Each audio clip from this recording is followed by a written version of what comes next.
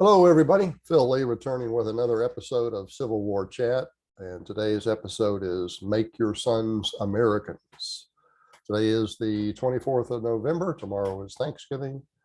So if you want to subscribe to the show, click the subscribe button in the lower right here. And you also need to click on the notification bell in the far upper right if you want YouTube to notify you when the episodes are released. So let me pull up my notes and we can begin on Make Your Sons Americans. The great irony about those wanting to vandalize, destroy, and remove Confederate statues is that their objective is directly opposite to that of Abraham Lincoln's during the Civil War. Lincoln sought to reunite the country, whereas those who deface Confederate memorials are dividing it. Nowhere is this more obvious than in the memory of General Robert E. Lee.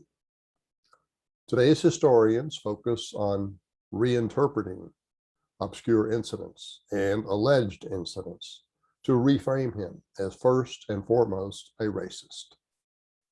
Not only are the interpretations deliberately sinister and sometimes patent lies, but they miss a greater truth about Lee. While today's social justice warriors are doing all they can to break America apart, they fail to see how Lee's leadership, call it myth if you must, was a powerful force that helped reunite the country. During his postbellum years from 1865 to his death in 1870, his absence of resentment, so common among the defeated of any age, raised him high above sectional hatreds to become a role model for reconciliation. Although he wished Southerners to remain faithful to the old traditions of honor, virtue, and hospitality, he wanted them to drop any feelings that would impede reunion. He saw only ruin in continued bitterness. As he was traveling through one Southern town years after the war, a mother widowed by the war stepped forward to introduce her two young sons while loudly expressing her hatred of Yankees. No doubt she assumed his feelings would match hers. Although he stopped momentarily to greet the family, before moving on, he looked her in the eye and said, "Madam, don't bring up your sons to detest the United States government. Recollect that we form but one country now. Abandon all these local animosities and make your sons Americans." Close quote. What better inscription for a Lee statue than that? Quote, abandon all these local animosities and make your sons Americans. Let's think of it in today's terms. Abandon all your racial animosities and make yourself first an American. If you are first an American and secondly a white person, there's a good chance for reconciliation. If you are first an American and secondly a black person, there's a chance for reconciliation and continued united America. But if this process of being first a victim of some racial class, for identifying oneself as a victim by a racial class perpetually, that will do nothing but drive a wedge between this country. It could well balkanize it. Although it is true that Lee was sometimes a slaveholder, it was not often. At age 22, he graduated second in his West Point class, the very month his mother died in 1829, leaving some slaves, not many, to her sons. His father had died earlier as a pauper. But Robert had little use for slaves during his military career, one that he was just then starting.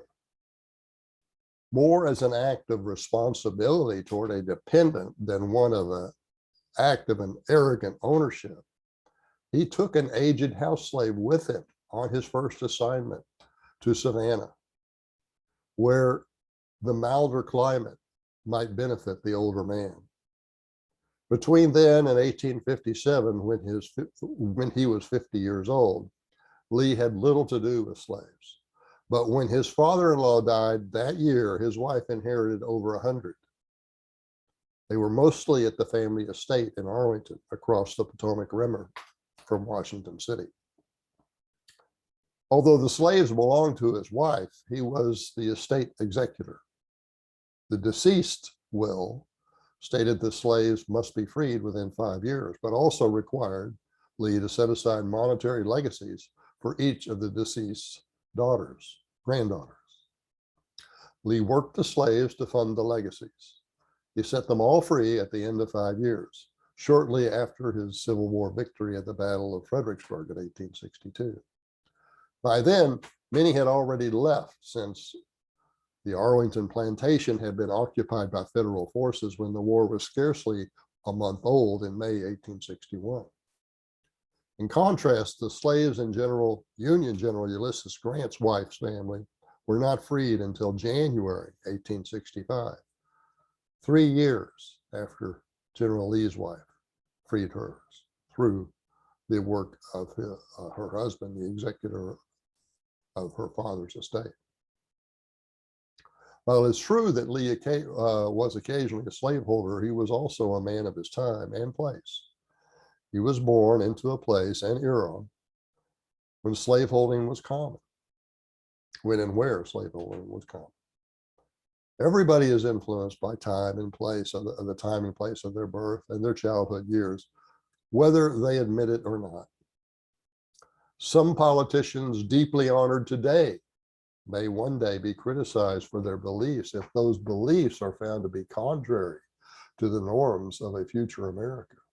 Consider, for example, how President Obama might lose stature if the America of 2070 is hostile to infanticide in the form of abortion.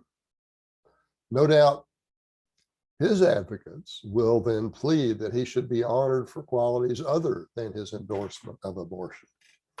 I can't honestly think of what they would be.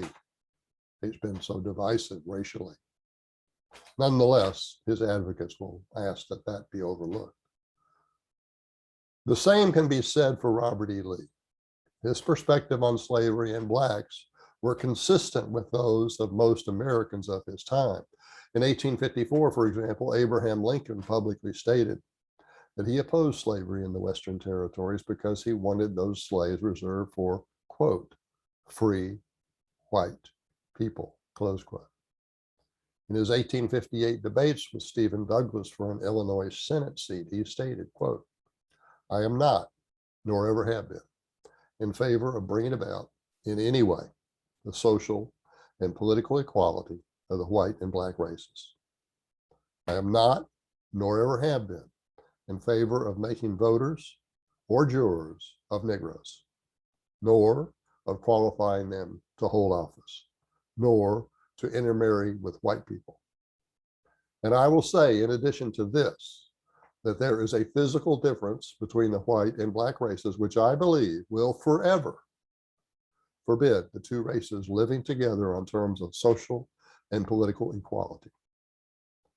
And inasmuch as they cannot so live, while they do remain together, there must be a position of superior and inferior. And as much as any man, I am in favor of having the superior position assigned to the white race.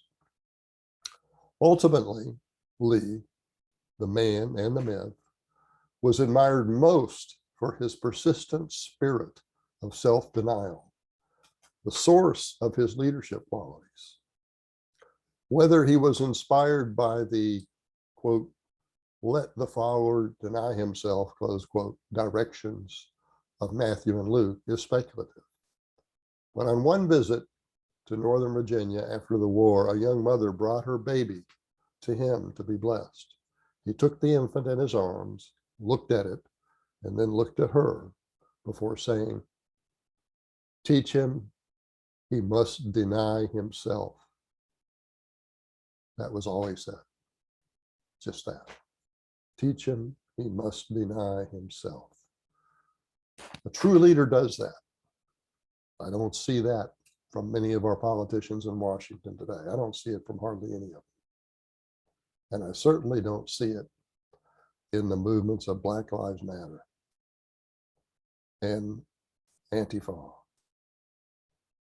Be that as it may, if you're interested in learning more about Robert E. Lee, you may like to get a copy of my book, The Confederacy at Flood Tide. This covers the 6 months from June of 1862 to December of 1862, when the South had the best chance of the war to win its independence. You can get it at the regular bookstores. The Confederacy at Flood Tide by Philip Lee. If you want an autographed copy, email me, Phil, Phil_Lee, LEIGH @me.com. I'll sell you a copy for $26 plus, well, $3 for delivery. So that if you live in the United States, you will get an autographed copy for $29. Got to email me though, so that we can set it up, because I'll need your postal address. If you want to get it at Barnes & Noble and Amazon, it's $26 there. Okay, well, happy Thanksgiving to everybody, and I look forward to seeing you next time.